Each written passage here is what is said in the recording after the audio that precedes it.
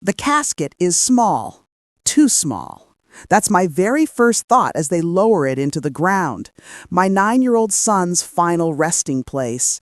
The polished wood disappears inch by inch, swallowed by the earth, while the sound of the lowering straps grinds in my ears like a cruel machine. My hands won't stop trembling. I press them hard against my dress. I grip them together until my knuckles turn white. I even shove them deep into my pockets as though I can hide the shaking. Nothing works. The tremors keep spilling out of me, the same way the tears run freely down my face. Silent rivers. Endless. Every word from the minister drifts past like smoke I can't hold on to. He speaks of peace, of a child now resting, but none of it feels real. Because nothing about this is peaceful. Nothing about this is rest. It feels violent, wrong, a crime against nature. 8 months ago, I never thought I'd be here. I never thought I'd be the mother standing at her own child's grave. 8 months ago, the doctors finally put a name to the monster eating away at Caleb's strength. They called it a rare blood disorder, as if giving it a label would make it any less terrifying. But Caleb handled it with more courage than I ever could. When the doctor explained the treatments, Caleb's small face went serious, his voice steady. "Will it hurt?" he asked. The doctor didn't sugarcoat it. "Sometimes," he said, and Caleb only nodded. He never cried, never complained, not through the needles, the transfusions, the pills with names I couldn't pronounce. Even when fevers ravaged his small body and left him shaking under hospital blankets, Caleb would look up at me with those big brown eyes, the same eyes as his father, and whisper, "I'm okay, Mom. Don't worry." But now, as I stand beside the grave, those words echo like a cruel memory, because Caleb isn't okay, and no matter how much I want to believe otherwise, I can't protect him anymore. I glance around the cemetery, searching desperately for someone, anyone who should be here. My parents, my sister Victoria, Melissa, my best friend since the 3rd grade, but none of them came. None.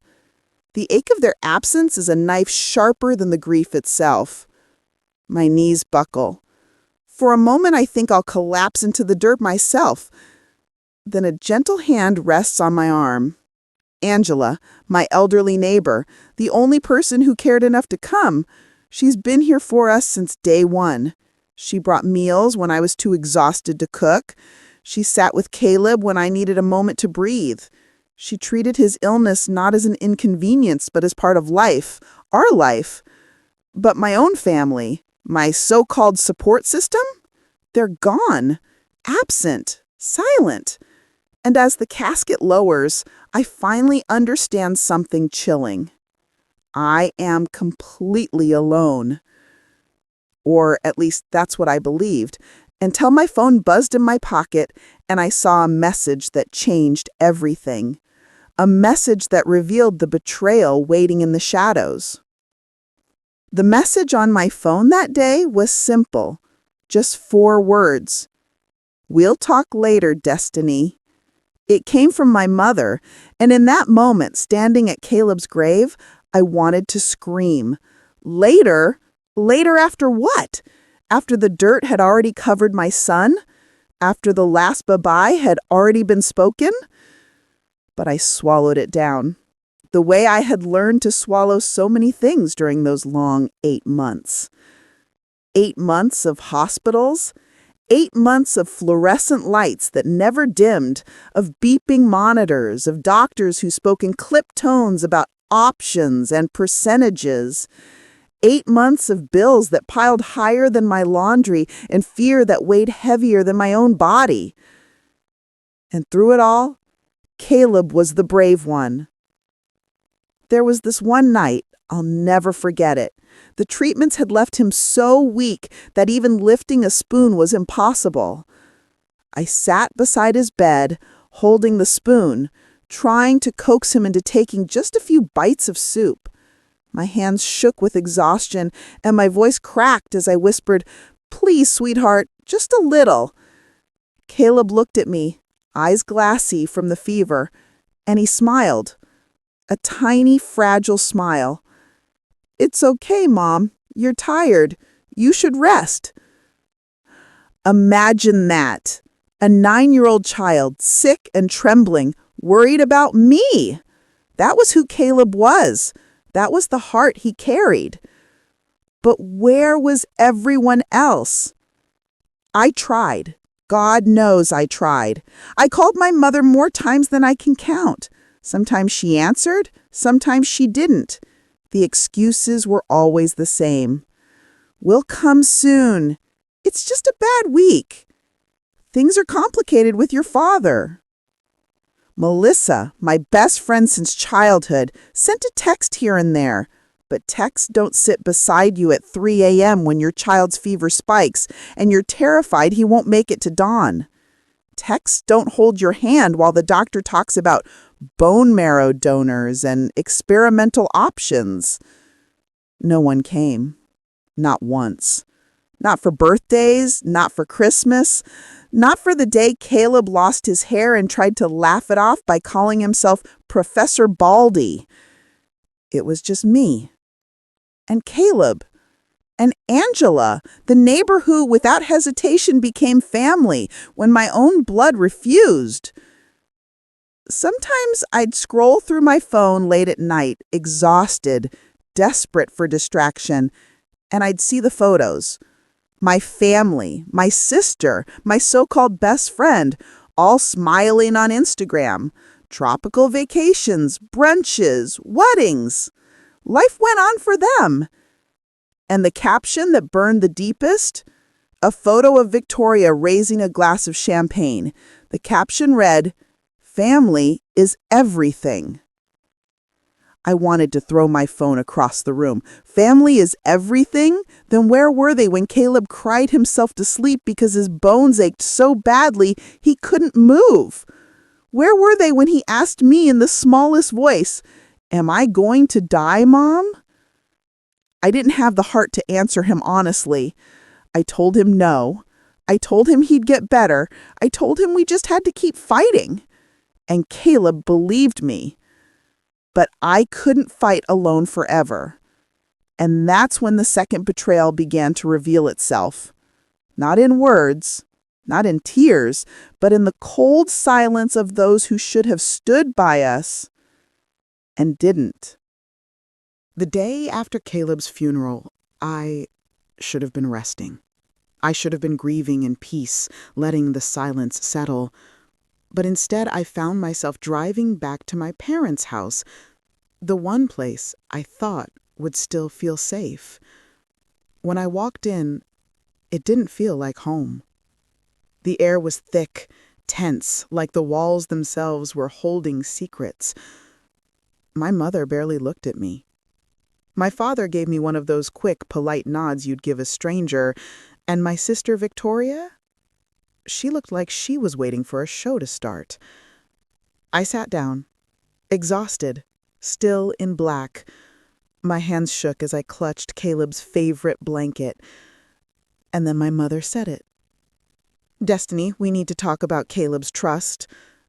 The words hit me like a slap. I blinked at her, trying to process. "What? Mom, Caleb's trust is for him, for his care. He's gone. There's nothing left to talk about." But she didn't flinch. She exchanged a glance with Victoria, and that was when I knew. This wasn't sudden. This wasn't grief talking. This was planned. "No," she said, voice calm, almost rehearsed. "That money doesn't have to go to waste. It could help the family. It could help us move forward." I felt my stomach twist. Move forward? My son had just been buried, and they were already circling like vultures. I turned to Victoria. "Is this what you want too?" She didn't deny it. She didn't even look ashamed. It's just sitting there, Destiny. You don't need it anymore. You're alone now. We could put it to better use. Alone. That word cut deeper than any knife. They didn't see Caleb's trust as his legacy. They didn't see it as sacred. They saw it as an opportunity. And then my father spoke, his voice low, firm. Your mother is right. This is what's best for the family. Don't fight it. Best for the family? The family that left me to fight alone? The family that never showed up when Caleb needed them most? I felt my heart pounding so hard I could barely hear. My hands tightened around that little blanket until my knuckles went white. No, I whispered. You're not touching it. Caleb's trust stays where it is. It's all I have left of him. The room went silent. And then my mother gave me a look I will never forget. Cold, sharp, like I was no longer her daughter but an obstacle. In that moment, I understood. Their absence during Caleb's illness hadn't just been neglect. It had been calculation. They had been waiting for this. And the betrayal didn't end there. Because that same night, scrolling through my phone, I saw Victoria's post. A photo of her, wine glass in hand, captioned, "New beginnings, big things coming soon." And I realized she wasn't just talking about herself. The trust, my son's trust, that was the big thing. They hadn't just abandoned me, they had plotted against me even while Caleb was still alive. And I knew then, this was only the beginning. I should have walked away. After that conversation, after those cold stares, I should have shut the door and never gone back. But grief makes you desperate. Desperate for answers. Desperate for someone, anyone, to act like they still care. So a few days later, I went back to my parents' house. This time, I wasn't carrying Caleb's blanket. This time, I carried anger. The living room smelled faintly of my mother's perfume, the same scent she wore when I was a child. But now it didn't bring comfort. It brought nausea. She sat in her chair like a queen, waiting for her court, sipping tea as if the world hadn't just collapsed. Victoria was stretched out on the couch, scrolling through her phone, her nails clicking against the screen. And my father stood by the window, arms crossed, staring outside as if he couldn't even look at me. The silence was unbearable. Finally, I broke it. I know what you're trying to do. Caleb's trust isn't yours. It was never meant for you. Victoria rolled her eyes. God, Destiny, can you not be so dramatic? He's gone. The money should help the people who are still here. My chest tightened. People who are still here? You mean the people who couldn't even bother to show up when he was alive? That shut her up for half a second. But then she smirked. Don't pretend you're the perfect mother. You begged for help because you couldn't handle it alone. The words sliced through me. I begged, yes. I cried on the phone, pleaded for support, prayed for someone to just sit with Caleb while I closed my eyes for an hour. And no one came. I clenched my fists. You abandoned us. You left me to fight for him by myself. And now you want to profit from his death? My mother set her teacup down, the porcelain clinking against the saucer. Watch your tone, Destiny. You're not the only one who lost something. He was our grandson, too. I stared at her in disbelief. Then why weren't you there? Why didn't you come when he needed you most? Her lips pressed into a thin line. She didn't answer. Instead, my father finally turned from the window. His voice was quiet, but it carried weight. We didn't come because we knew how this would end. We didn't want to watch him suffer. It was easier this way. Easier. That word burned. Easier for them, maybe, but not for Caleb. Not for me. I felt my throat closing. You didn't want to watch him suffer, so you left me to do it alone? Do you have any idea what that did to me? To him? Victoria's voice cut through the air, sharp as glass. This isn't about Caleb anymore. This is about the future. That trust could change things for us. You're clinging to something that's gone. And there it was, the truth in plain sight. They didn't even pretend to care anymore. I shook my head, tears stinging my eyes. No, the trust is sacred. It was for Caleb, and I swear on his memory, you will never touch it. The room erupted. My mother's face twisted with rage. Victoria slammed her phone down and stood, pointing a finger at me. You're selfish. You think you're some martyr because you sat by his bed? You think that makes you better than us? My father stepped forward, voice booming now. Enough. If you won't cooperate, Destiny, we'll find another way. Don't underestimate us. For a moment, I just stood there, staring at the three people who were supposed to be my family. And all I saw were strangers. Strangers willing to erase my son's memory for a bank account. I grabbed my bag, my hands trembling. As I walked to the door, I turned back one last time. You've already lost me. Don't make the mistake of thinking you can take what's his. I'll fight you with everything I have. The door slammed behind me, and the sound echoed through my chest. But even as I left, I knew this wasn't over. Because families don't just stop at words. When money's involved, they'll go further. Much further. And I was about to find out just how dark they could get. After that night, I couldn't sleep. Every time I closed my eyes, I heard their voices.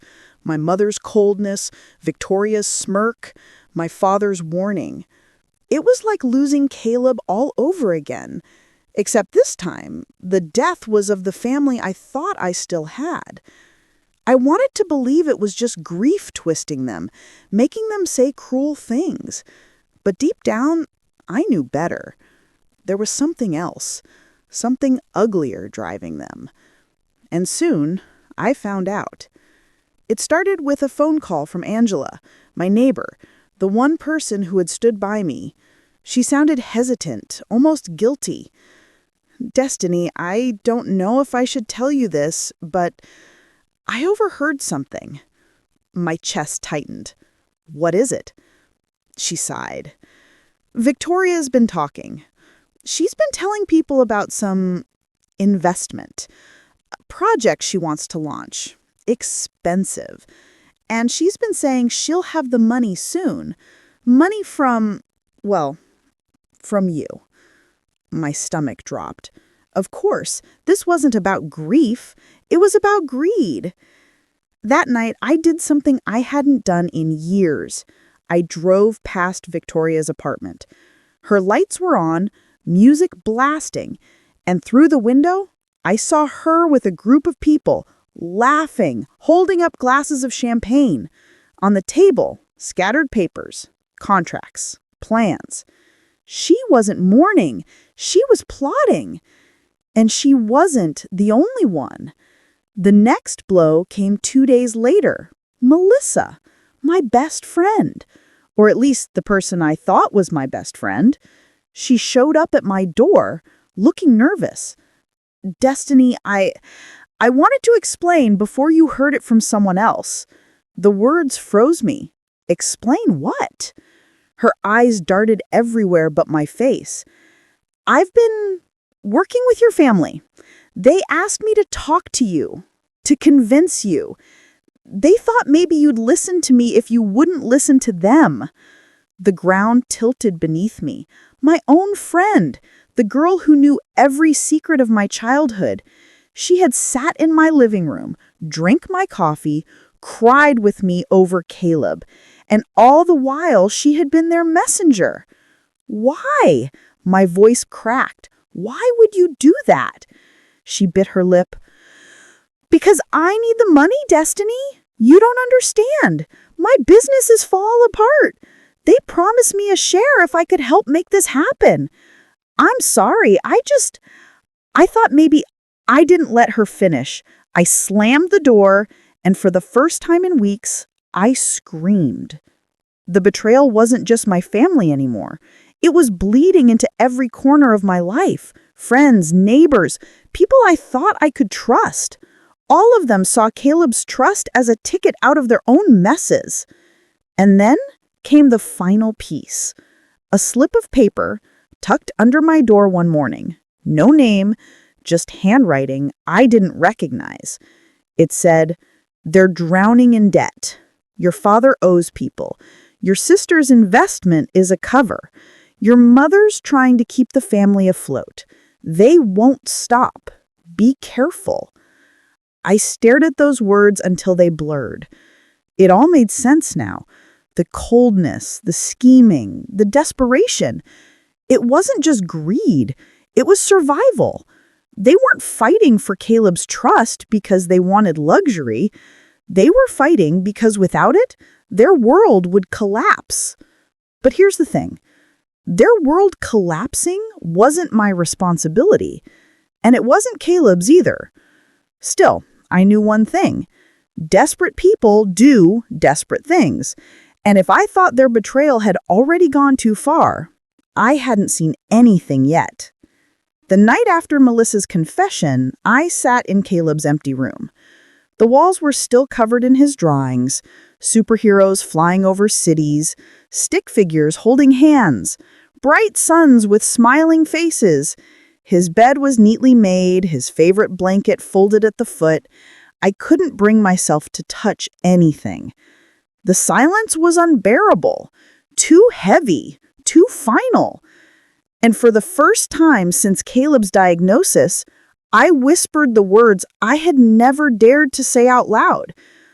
I can't do this anymore. My chest shook with sobs, all the strength I had faked in the hospital, every ounce of fight I had carried for 18 months. It all drained out of me. Because what was the point? Caleb was gone. My family had betrayed me. Melissa had sold me out. I was utterly, completely alone. Or so I thought. My phone buzzed, breaking the silence. For a moment, I almost ignored it. But then I saw the name Ethan's parents. My hands trembled as I answered. "Destiny, we just got home. We're devastated. He was our everything." Her husband's voice came through, cracked and raw. "I keep remembering the last time he visited.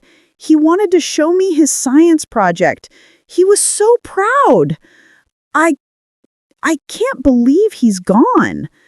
The ache in my chest deepened, but for the first time, it wasn't from betrayal. It was from being reminded that someone else truly loved my son. And then Martha said something that changed everything.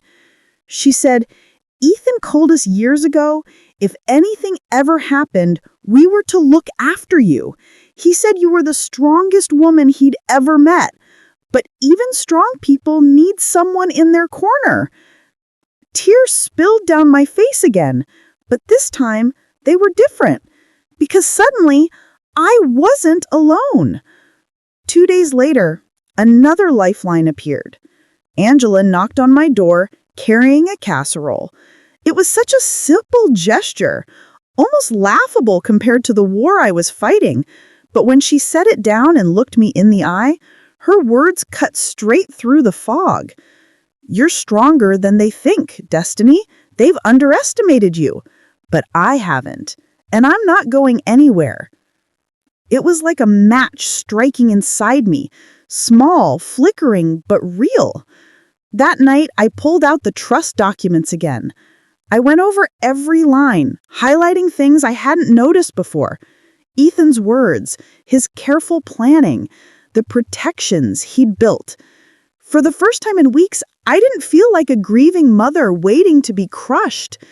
I felt like someone standing at the edge of a battlefield, ready to fight back. And when I thought of my family's smug faces, their threats, their greed, I realized something important. They had power because I had let them make me feel small. But Caleb's legacy wasn't theirs to take. It was mine. And I was done being their victim. The next morning, I sat at my kitchen table with Caleb's trust folders spread out in front of me. Pages of legal jargon stared back at me, words that felt like a foreign language. I traced the highlighter marks I'd made the night before, Ethan's name appearing again and again in the fine print. I didn't know the law, but I knew one thing. Ethan never trusted my family. He had set up this fund to protect Caleb and me. And deep down, I believed he'd built it like a fortress.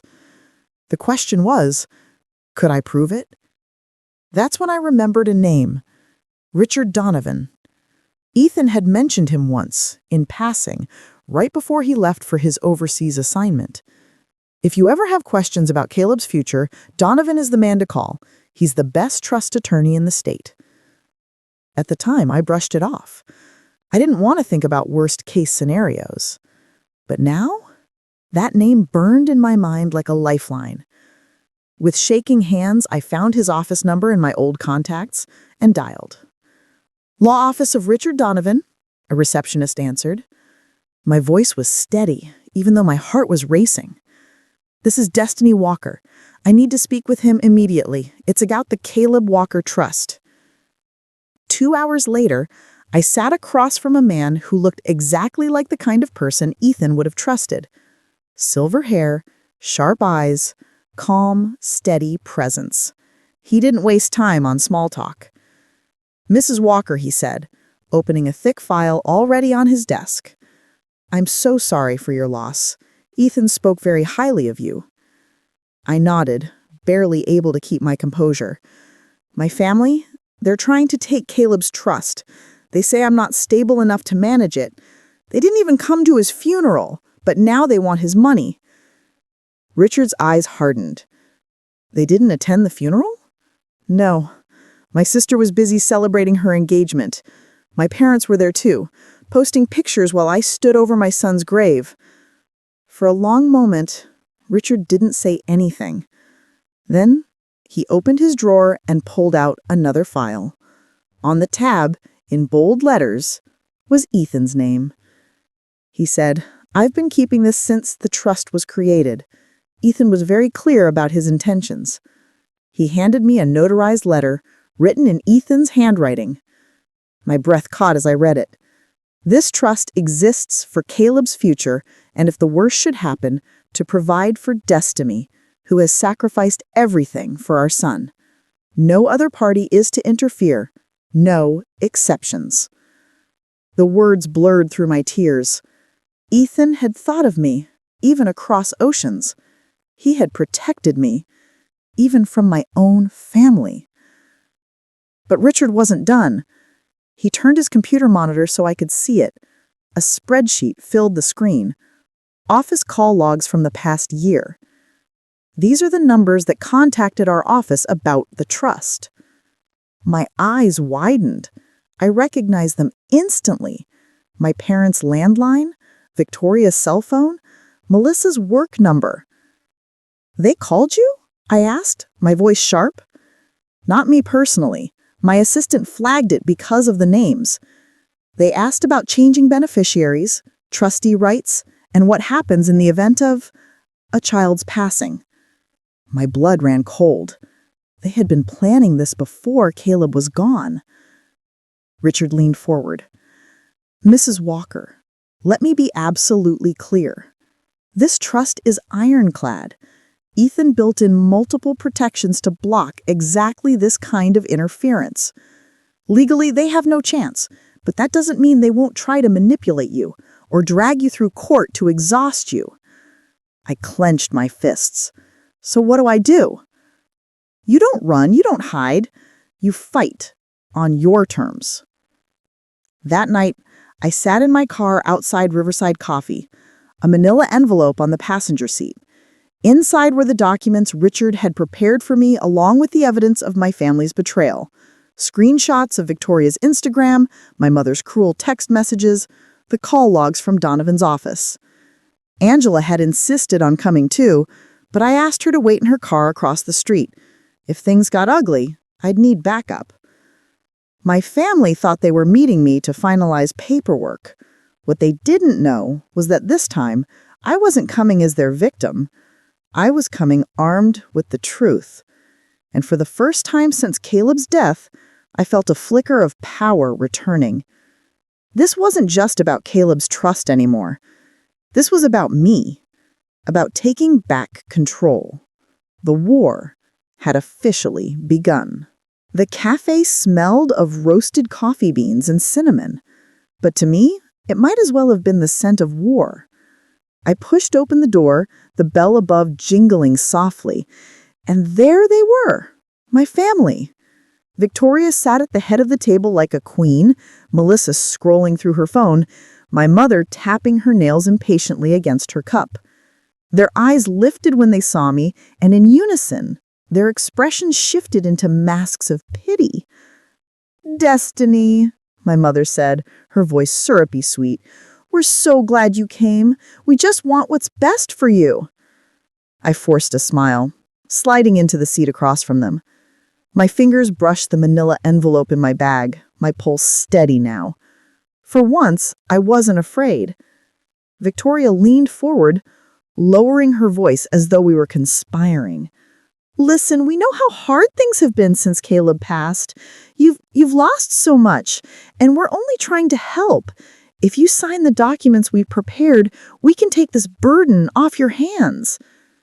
The way she said it, burden, made my jaw clench. My son's memory, my husband's sacrifice, reduced to an inconvenience in her eyes. I took a sip of water, steadying myself. Then I said quietly, "Funny, because Richard Donovan doesn't see it that way." The effect was immediate. Melissa's head snapped up. Victoria's smile faltered. My mother's nails froze mid-tap. "Richard?" Melissa echoed, her voice sharp. "Yes," I said, my tone calm, but cutting. "Ethan's lawyer. The one you've all been harassing for the past year." Their faces drained of color. I pulled the envelope from my bag and laid it flat on the table. Slowly, deliberately, I slid Ethan's notarized letter out and read the first line aloud. "This trust exists for Caleb's future, and if the worst should happen, to provide for destiny. No outside party is to interfere, no exceptions." When I looked up, their mouths were open. Shock, panic, rage. "You've been spying on me?" Victoria hissed. "No," I said, locking eyes with her. "You exposed yourselves. Richard kept records of every call you made, asking how to change the trust, asking what happens if Caleb wasn't around." The last words hung in the air like a blade. Melissa's face flushed crimson. My mother opened her mouth to protest, but no sound came out. For once, they were the ones speechless. I leaned forward, my voice low but firm. "You planned this before my son was even gone. You wanted me broken. You wanted me powerless. But Ethan protected me. And now, I'll protect myself." The silence stretched so long I could hear the hum of the espresso machine behind the counter. Finally, Victoria slammed her cup down, coffee sloshing over the edge. "This isn't over," she spat. I smiled faintly. "No, it's not. But now, you're the ones playing defense." I stood, sliding the papers back into my bag. My legs didn't shake this time. My heart didn't race. Angela's car was waiting outside, headlights glowing like a beacon. And as I stepped into the cool night air, I realized something powerful. Grief had turned me into a ghost of myself. But tonight, I came back to life. This wasn't just about Caleb's trust anymore. This was about me, about taking back control. The war had officially begun. The victory at the cafe should have felt sweet. For the first time since Caleb's death, I had silenced them, cornered them. But victories in my family never lasted long. They weren't the kind of people who accepted defeat quietly. The proof came the very next night. I returned home to find my front gate ajar. That was strange. I'd locked it that morning. My stomach nodded as I stepped inside, the gravel crunching under my shoes sounding louder than usual in the dark. The porch light flickered, another detail I couldn't ignore. Inside, the air felt wrong, heavy, disturbed, like someone had been there. I set my bag down and froze. On the kitchen counter sat a single item that hadn't been there when I left. Caleb's favorite toy truck. The sight of it punched the air out of me. That toy had been locked away in a box upstairs with his other things. Nobody should have had access. My hands trembled as I picked it up. And then I saw it. Taped to the underside of the truck was a folded piece of paper. I peeled it off slowly, my chest tightening with every second. Written in jagged block letters were 3 words. You can't win. The paper slipped from my fingers. My knees buckled and I gripped the counter to stay upright. They had been inside my home, inside Caleb's memories, and they wanted me to know it. The next morning, Richard Donovan's voice was calm but firm over the phone. This is intimidation. Classic manipulation. They're trying to scare you into surrender. Well, it's working, Richard. They're in my house. They touched my son's things. He paused, then said, Destiny, you have 2 choices. You can give them what they want, or you can fight back harder. But if you choose the second option, you need to understand something. They won't stop.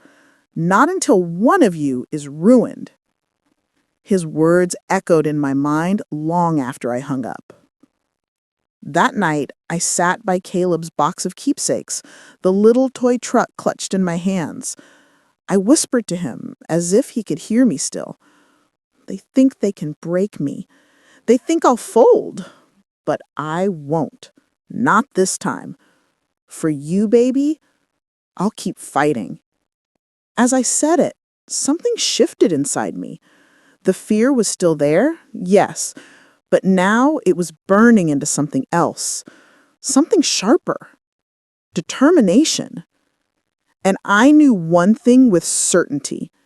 If they were willing to step into my home, then I had to be willing to step into their shadows. Because this war wasn't just about money anymore. It was survival.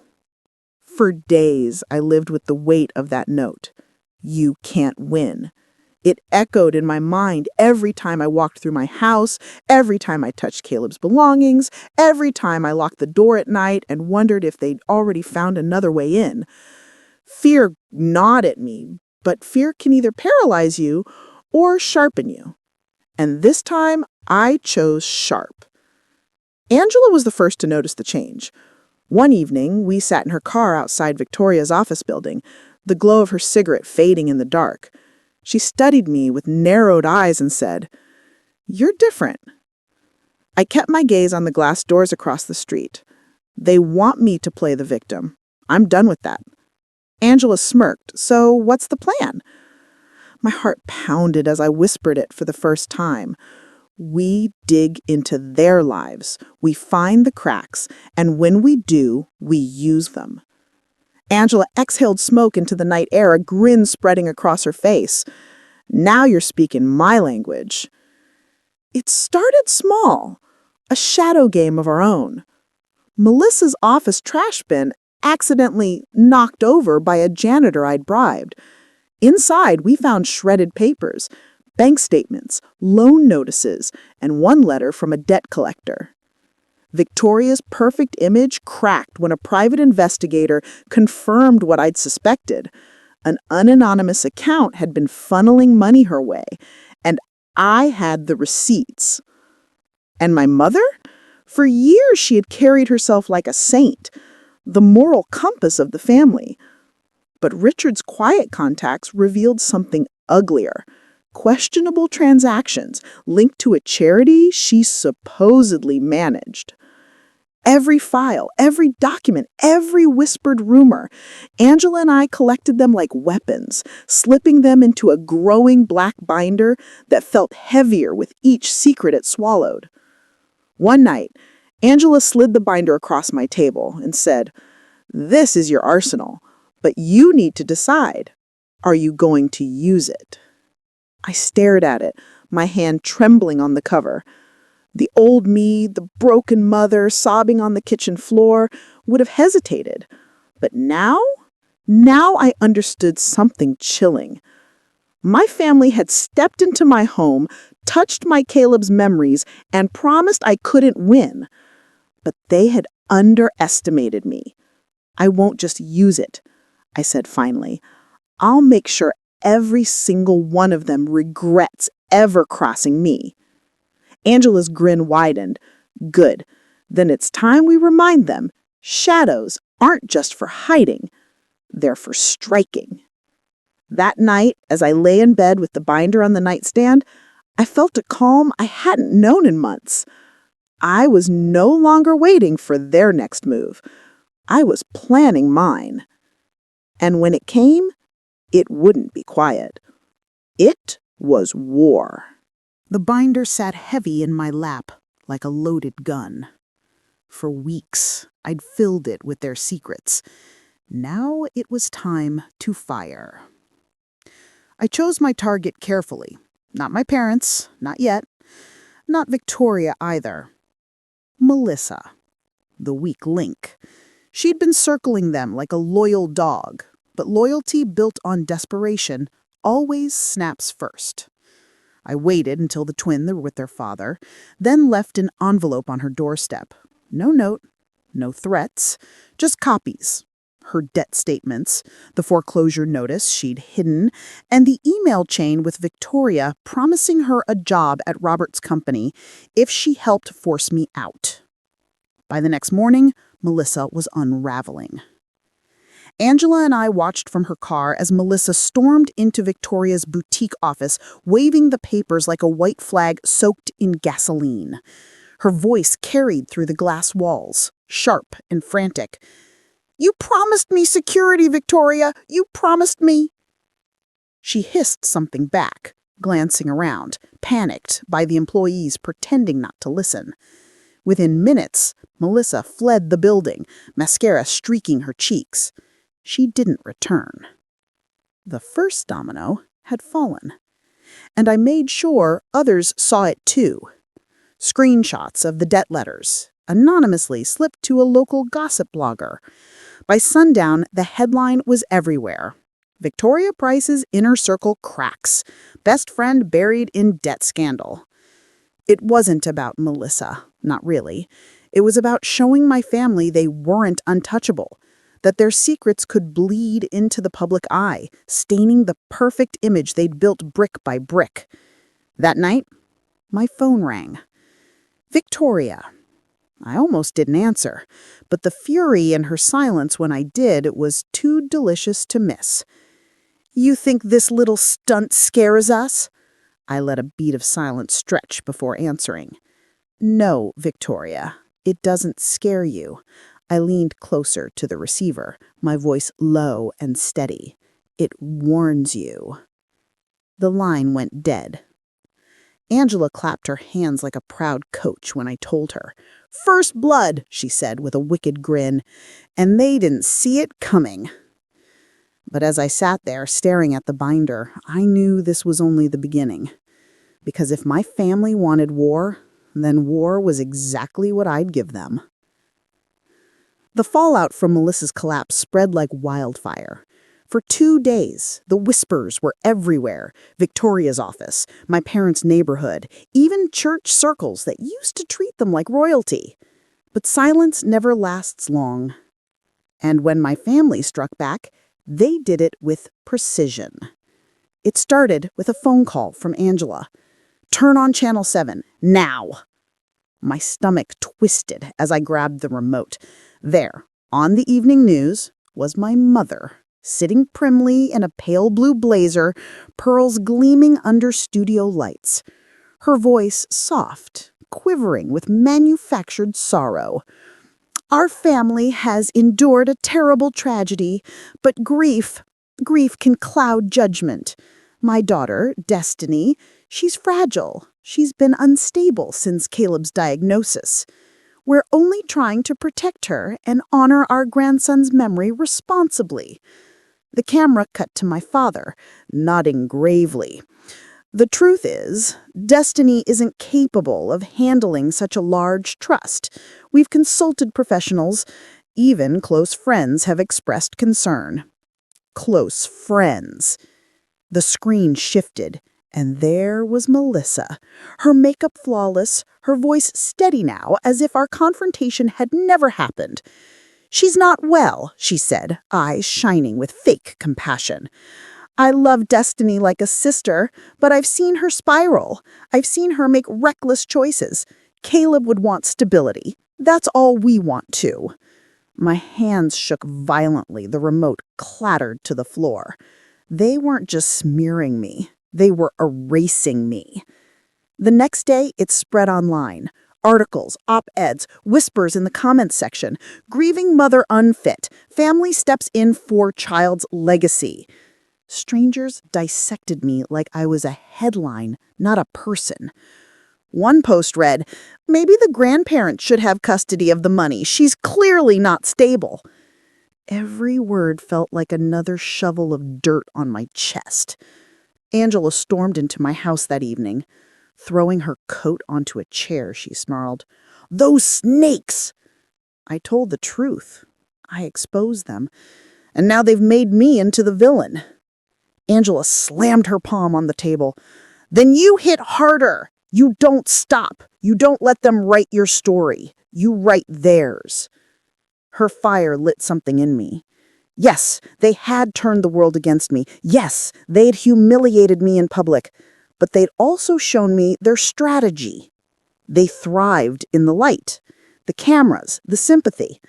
So I would drag them into the shadows they feared most, where the truth lived. That night, as the news replayed my mother's performance, I opened the binder again. Not to study it, not to prepare, but to plan the kill shot. For 3 days, I let the storm rage. I stayed quiet, silent, invisible. Let them think I was broken. Let them think their smear campaign worked. Meanwhile, I was building my case. First, I called Richard. His voice was calm, steady, the opposite of my storming thoughts. "They went public," I told him. "They've painted me as unstable." "I've seen it," he said, "and it's sloppy. Full of statements we can tear apart.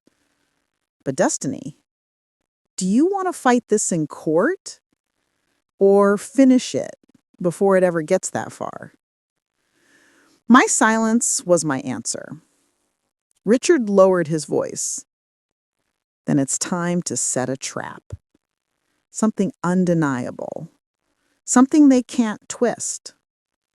Angela became my co-conspirator. She suggested we use their greatest weakness, their greed. She said, they want Caleb's money. So, dangle it in front of them. That's how the plan was born. 2 days later, I sent a group text to my parents, Victoria, and Melissa. "I've thought about everything. You're right. I can't handle the trust alone. Meet me Friday at 7 p.m. at the Evergreen Hotel. We'll sign the papers." The response was instant. Victoria: "Finally! Proud of you, sis." Mother: "You're making the right choice, Destiny." Father: "We'll be there." Melissa didn't reply, but I knew she'd come. She always followed where the power was. But I wasn't meeting them alone. In the hotel lounge before they arrived, I set my phone under the table. Camera pointed discreetly at the seating area. Richard's paralegal sat nearby, disguised as a guest, her phone recording audio with crystal clarity. If my family wanted their confession, I was going to hand them the microphone. At 6:55, they swept in like royalty, dressed for business. Victoria in a tailored navy suit, my father carrying a sleek leather briefcase. My mother smiled with practiced warmth. "Destiny," she said, kissing the air near my cheek. "We're so relieved you've come to your senses." Melissa trailed behind, her eyes darting nervously. I gestured to the papers on the table, blank documents I'd printed to look official. "Before I sign anything," I said softly, "I need you to be honest with me. Why do you really want this trust?" They didn't hesitate. My father leaned forward, voice low. "Because we can't let you waste it, Destiny. Victoria and Robert need funding for their project. We need to stabilize the Hilton Head property. And Melissa, well, she has her twins. She deserves security too." My mother added, "Think of it as redistributing Caleb's legacy for the good of the family." Victoria smirked. "Besides, you wouldn't even know what to do with that kind of money. We do." Every word landed on the microphone. Every arrogant admission. Every callous phrase.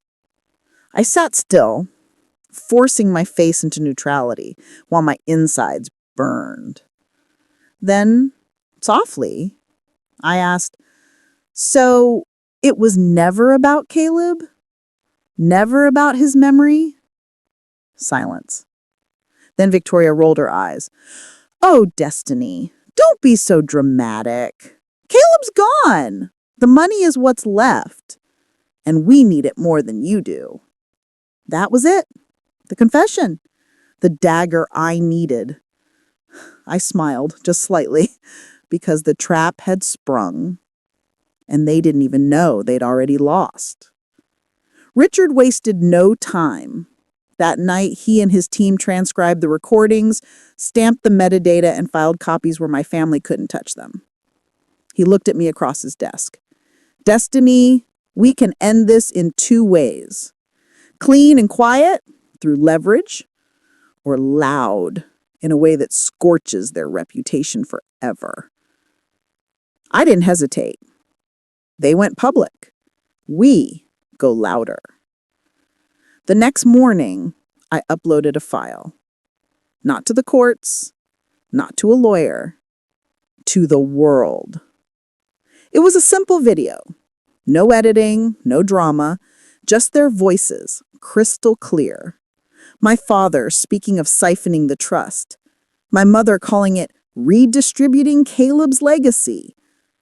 Victoria coldly dismissing his memory with, "Caleb's gone. The money is what's left." Every word dripped greed. Every sentence shredded their carefully polished masks. I didn't even add commentary. I didn't need to. I simply titled it, "The Truth About My Family." Within hours, the clip spread like wildfire. It hit group chats, then community pages, then local media. By noon, a reporter from the Chronicle was outside my apartment. By evening, the story had broken nationally.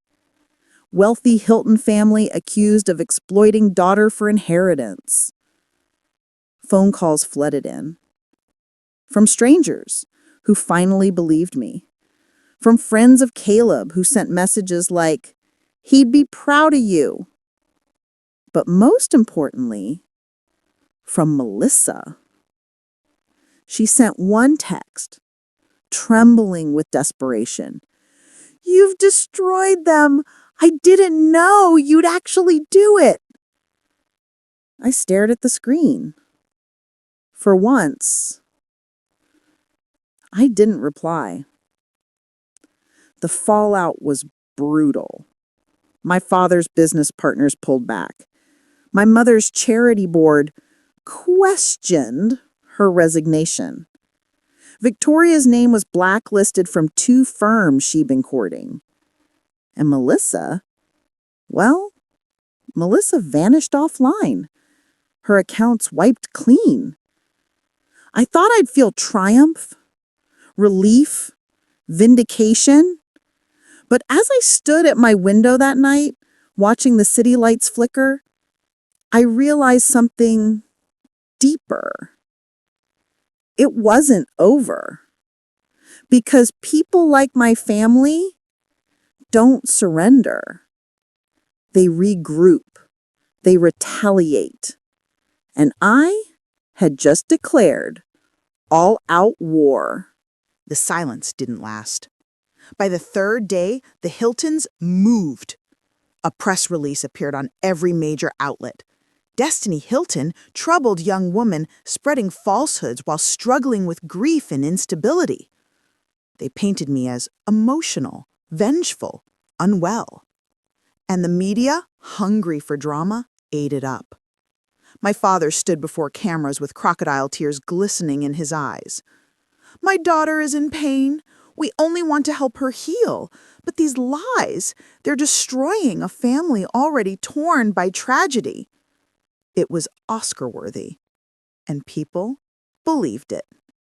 Even worse, they brought in legal firepower. A defamation lawsuit slapped across my desk within 48 hours, 50 pages long, accusing me of fabricating evidence, accusing Richard of manipulation, and demanding millions in damages. They weren't just trying to shut me up, they were trying to bury me. Richard leaned over the mountain of paperwork, his jaw clenched. "They want to drain your energy, Destiny. They're not fighting the facts, they're fighting your stamina." But I didn't flinch. Not this time. Still, the attacks came from every direction. Anonymous calls at midnight. Fake accounts flooding my socials with liar and gold digger. A neighbor whispering that maybe my family had been right all along. The smear campaign was working.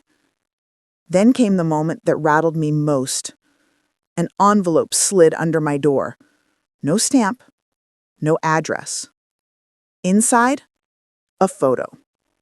It was me and Caleb, our last summer at the lake, except across it, in thick red marker, were the words, "You'll join him soon." I froze, the room spinning. This wasn't just reputation warfare anymore. This was a threat.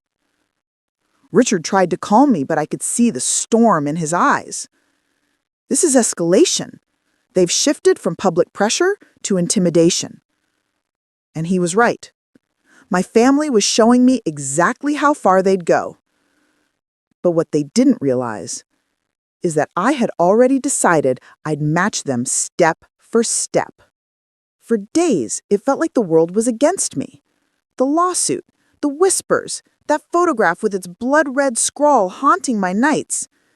But pressure has a way of revealing who's real and who is only pretending. The first ally came from a place I never expected. Melissa. After weeks of silence, she showed up at Richard's office, eyes hollow, voice shaking. "They don't care about me anymore. I was useful until you went public. Now I'm disposable." I almost laughed in her face, but then she opened her phone. Messages. Dozens of them. My father and mother threatening her to fix things or lose her tuition, her apartment, her safety net. Screenshots of Victoria mocking her, calling her the pawn that failed. Melissa had receipts, and for the first time, I saw her not as an enemy, but as another casualty of my family's cruelty.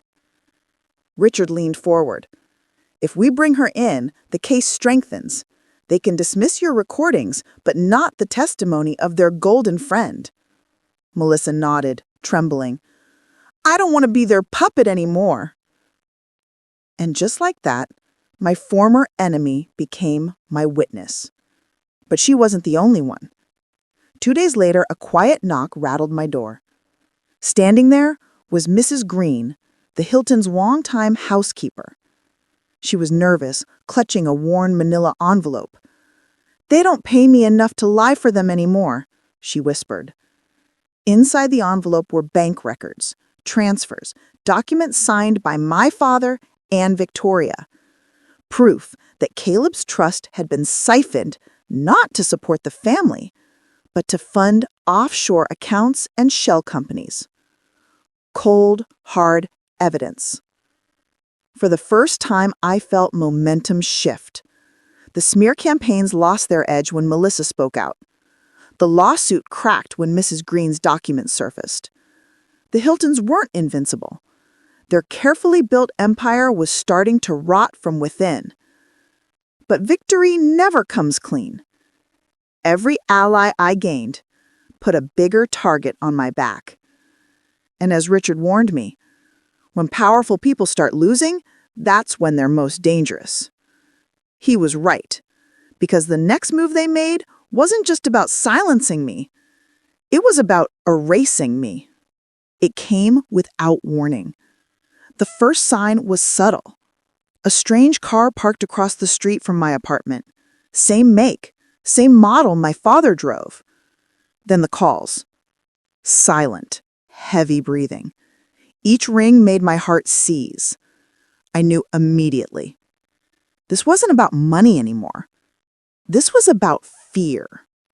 The next morning, my front door was scratched. Faint, precise, letters carved into the wood. Stop or else. I held the note in trembling hands. Caleb's photo on my dresser seemed to stare back at me, accusing me of inaction. I won't stop. They'll never erase him or me. Richard came first. His face darkened as he surveyed the apartment. This isn't just harassment. They're testing you, pushing boundaries. I recommend immediate precautions, cameras, security, legal restraining orders. Angela volunteered to stay nearby. If they think they can intimidate you, they'll be surprised when the table turns. We installed cameras at every entrance. Every lock was reinforced. Every neighbor discreetly alerted. And yet, I knew physical protection wasn't enough. Then came the email.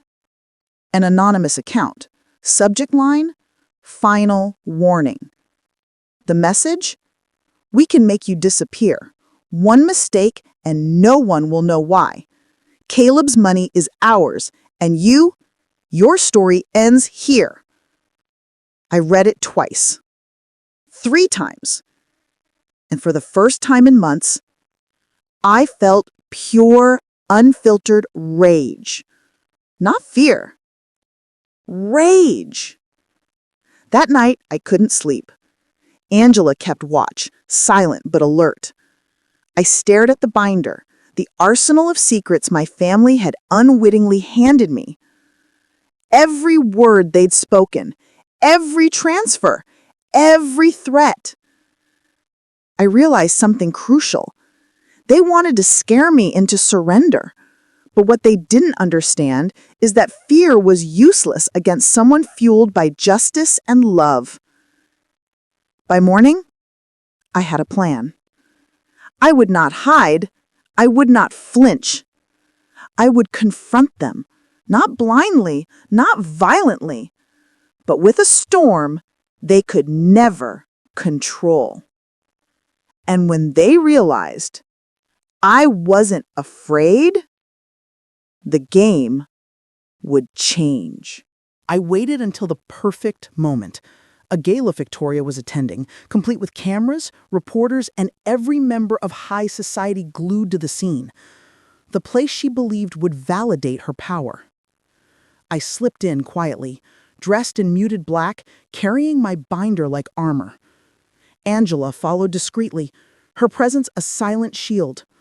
Victoria spotted me immediately, her smile faltering as she clutched her champagne flute like a weapon.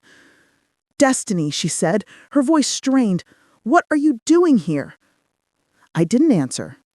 I let Richard signal Angela. Then, step by step, I unleashed the storm. First, the digital proof. I projected the recordings from the hotel trap onto a small portable screen, placed where cameras couldn't miss it. The audio played.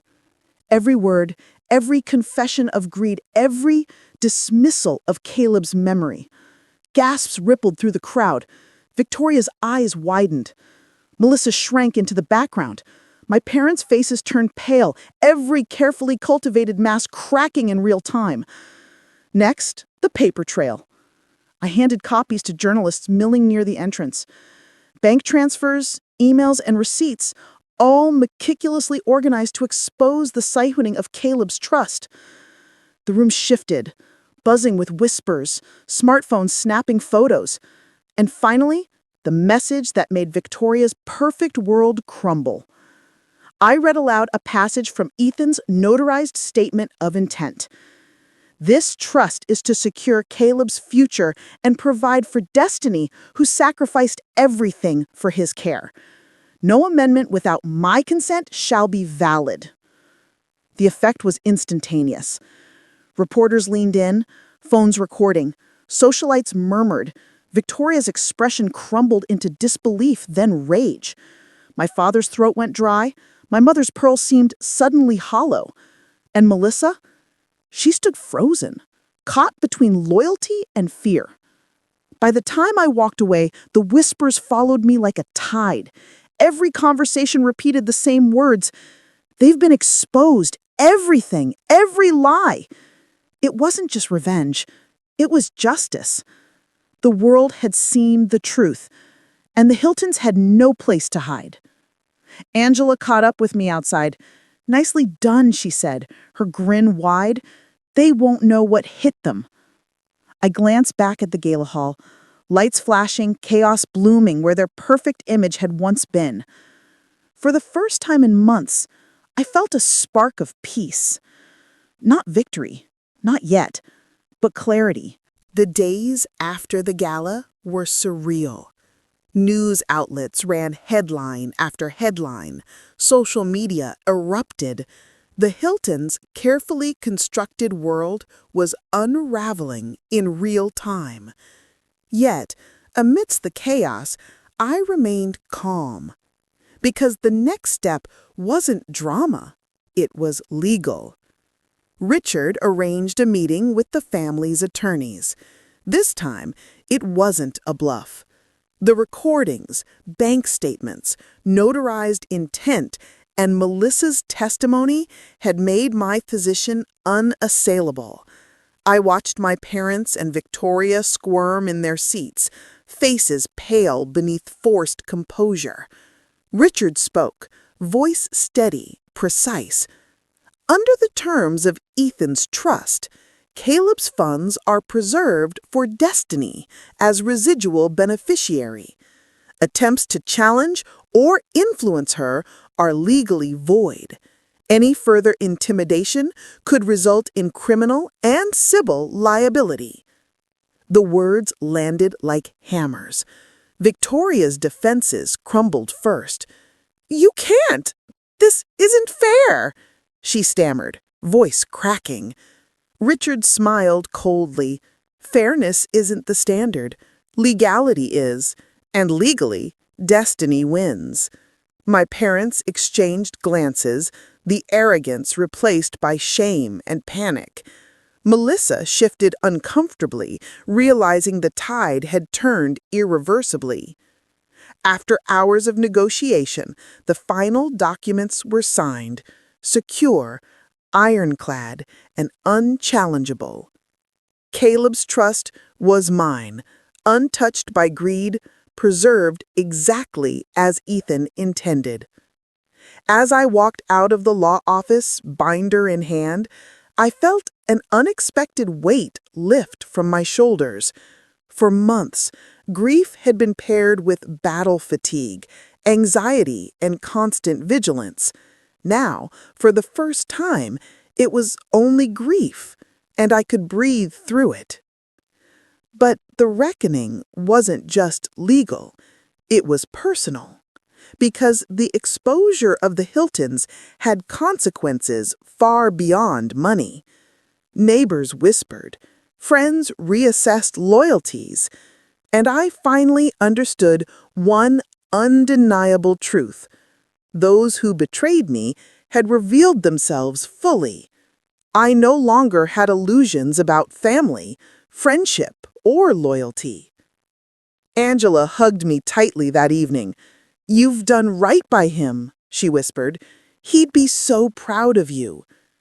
Tears blurred my vision, but they were tears of clarity. I had fought for Caleb, and I had protected his legacy. And in doing so, I discovered a resilience I never knew I possessed. As the night settled over the city, I finally allowed myself a moment of quiet reflection. The war was over, the Hiltons were exposed, the trust secure, and the truth undeniable. Caleb's memory would live on, not just in my heart, but in every action I took to honor him. And for the first time, I felt the faintest spark of peace. Weeks passed after the courtroom victory and the gala exposure. The Hiltons receded from public life, their influence tarnished and their reputation in shambles. Victoria's social invitations stopped. My parents avoided phone calls. Melissa went silent online. And yet, despite their absence, life continued. I began rebuilding my world, piece by piece. Angela became more than a neighbor. She was family, a constant source of support. I returned to Caleb's favorite places, carrying his memory not as a wound, but as a guiding light. At the park where he loved to run, I watched children play, their laughter echoing the joy I remembered in him. I whispered, "This one's for you, Caleb, always." Professionally, I took control of the trust with Richard's guidance. I ensured every penny went exactly where it was meant, to secure Caleb's memory, to support causes he cared about, and to build something lasting in his name. It wasn't revenge anymore. It was legacy. Socially, the people who mattered revealed themselves. True friends, old and new, came forward. They didn't care about money, status, or appearances. They simply cared.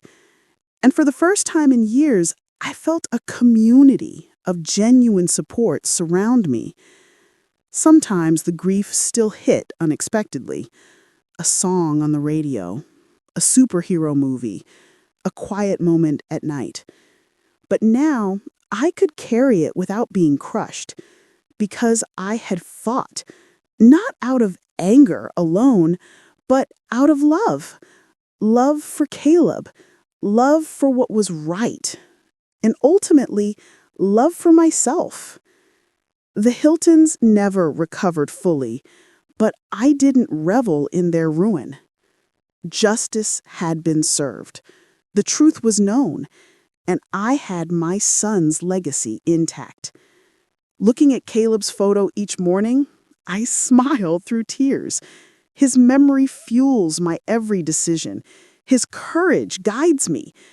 And though I lost him, I gained clarity, strength, and a fierce protection over what truly matters. Life after war isn't easy. It isn't simple, but it is mine. And that, more than anything, is victory.